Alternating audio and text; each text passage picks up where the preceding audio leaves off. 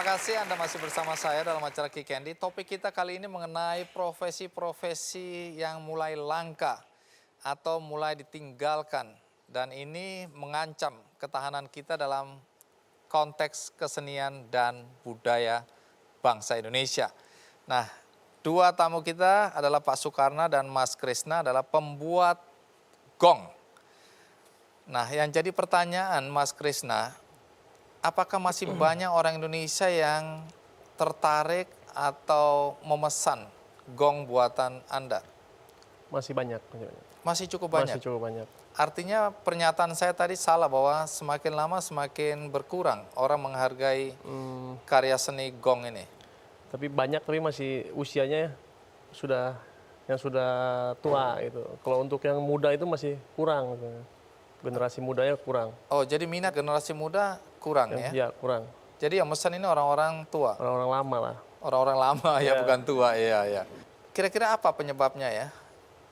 Pernah cari tahu nggak kenapa anak-anak muda nggak berminat? Ya karena mungkin kalah bersaing dengan musik-musik modern ya. Akhirnya musik-musik tradisional sedikit tersisih gitu. Tersisihkan. Ya. Artinya satu hari bisa saja punah ini ya? Mudah-mudahan sih jangan. Nah, kalau boleh tahu berapa banyak pekerja yang sekarang bekerja di pabrik atau di bengkel Pak Sukarna ini? Sekitar 12 ya, 12 orang. Umurnya rata-rata berapa? Umurnya sekitar 40-an ya. Mereka itu datang melamar dengan keterampilan atau diajarkan?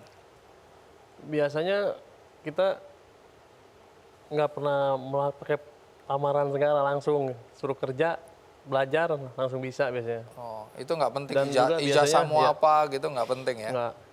Dan juga biasanya masih turunan juga. Oh. Pegawainya itu dulu bapaknya bekerja di pabrik, sekarang anaknya diteruskan. Oh, jadi ini keterampilan ya diturunkan oleh generasi sebelumnya ya? Iya. Ya, kalau boleh tahu rata-rata penghasilan sebagai pembuat gong ini berapa sih sebulan sekarang ini? Kalau omset sih per bulan itu bisa sampai 150 juta sih bisa. Bisa ya? Ya. Tapi tentu naik turun ya, berdasarkan turun. pesanan Iya, ya. betul. Kalau pernah nggak ada dalam satu bulan nggak ada yang pesan? Pernah waktu dulu ya, waktu tahun 98. Oh, pas kerusuhan? Ya, itu orang-orang nggak berani menampilkan karawitan, nggak ada acara-acara? tidak ada order aja. Tidak ada order? Ya. Lalu bagaimana nasib pekerjanya?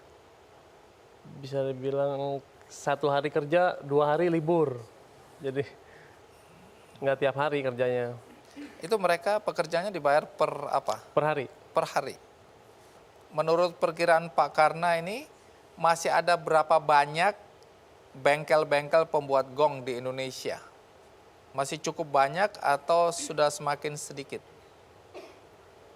Kalau lihat kelihatan Pak Karna tuh yang jalan yang di Bogor saja, lain nggak ada. Orang-orang pada datang ke Bogor sih. Dari berbagai daerah malah ke Bogor ya? Nggak ada bengkel.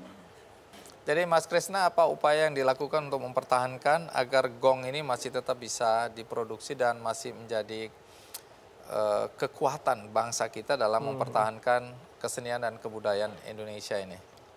Mungkin kalau dari kitanya mungkin meningkatkan kualitas ya. Dan juga kita juga perlu bantuan dari pemerintah juga, perlu perhatian. Di mana sekarang pemerintah sekarang ini kurang perhatian lah terhadap kesenian, terhadap produksinya gitu. Lebih ke produksinya kurang. Oke, jadi dukungan pemerintah ya, semakin kurang. didukung dengan mengadakan berbagai acara-acara ya, kemudian mungkin bahkan lomba-lomba karawitan. Mungkin kalau untuk event tarian atau gamelannya banyak, cuman tapi ke pengrajinnya kurang. Nah, dukungan itu dan Ya. perhatian dan dukungan itu yang dibutuhkan ya. Betul. Baik, terima kasih Mas Krisna, terima kasih Pak Sukarna ya. Semoga gongnya ini tetap abadi Ya. Masih. dan bisa kemudian membuat bangsa kita ini bangga pada kesenian tradisional kita. Ya. Iya. Terima kasih. Iya, terima kasih. Masih. Iya. Hati-hati. Itu tadi Pak Soekarna dan Mas Krisna sebagai pembuat gong yang masih bertahan sampai saat ini. Dan bicara mengenai empu-empu, selain empu gong, ada juga empu keris. Banyak orang selalu mengaitkan keris dan klenik. Mengaitkan sejarah masa lalu di mana keris-keris ini dianggap sakti. Nah, bagaimana dengan empu keris zaman modern ini? Mari kita sambut Pak Yohanes Yantono. Pak Yantono, matur nuwun. Terima kasih sudah mau hadir. Silakan duduk. Anda bawa keris? Loh, sampai ini. Ini kerisnya. Iya, Anda nggak usah lihat begini-begini. Enggak, tadi ada keris yang Oh, Di bawah. enggak. Di belakang Anda itu bawa keris. iya. Keris beneran atau bohongan? Ini buatan saya, Mas. Beneran. Iya, beneran. Tajam atau tidak? Iya, tajam. Jadi apa betul? Profesi Anda pembuat keris? Iya, betul. Hanya membuat keris? Iya, saya dari pensiunan pegawai negeri diisi. Profesi saya di sana membuat keris. Jadi Pak. Anda sampai sekarang cuma bikin keris Iya. saja? Nggak punya pekerjaan lain? Tidak punya. Saya harus bahagia atau sedih? Bangga lah ya. Iya. Ini sekali lagi nih, menurut cerita guru saya di SD, Iya. zaman dulu empu-empu itu kalau bikin keris, itu pasti punya kesaktian. Bahkan waktu dia miritnya ini pakai tangan aja. Iya, iya. Saya nggak tahu apakah dibakar juga terus baru pakai tangan atau langsung pakai tangan. Iya. Jadi Anda juga begitu? Sebetulnya enggak, Pak. Jadi orang membuat keris itu ya kalau pakai tangan terbakar karena keris itu terdiri dari logam, dari besi, baja dan pamornya itu dari nikel atau dari meteorit.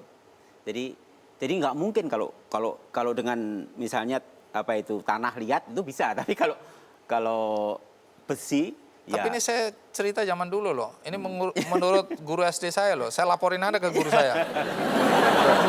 ada juga keris yang sekarang ada seperti bekas-bekas apa telapak tangan. Nah. Tapi itu bisa direkayasa.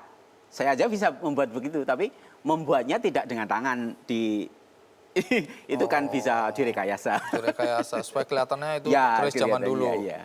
Oh, berarti guru saya lihat yang itu tuh ya. Oke. Tapi Anda sendiri percaya nggak bahwa dulu ada empu-empu yang sakti yang bisa bikin keris seperti itu? Saya waktu pertama kali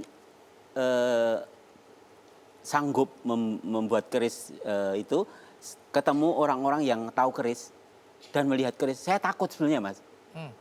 Karena cerita-cerita yang dulu-dulu itu, ya empu gandring sampai ada sumpah Empu 7 sendok. turunan, ya itu saya sendiri takut.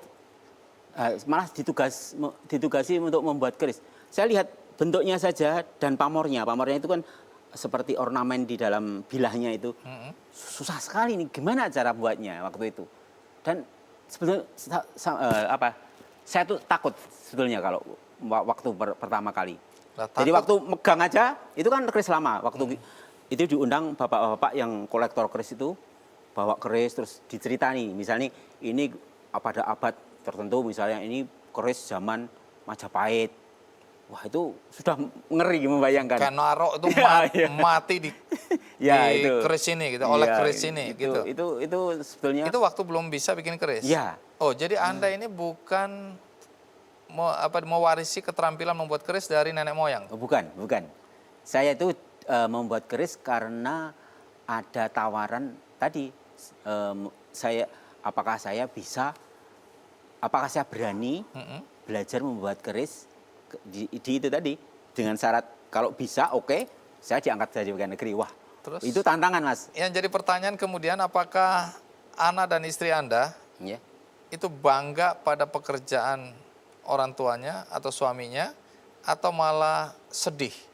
Jangan dijawab dulu. Ikuti terus Kick Andy.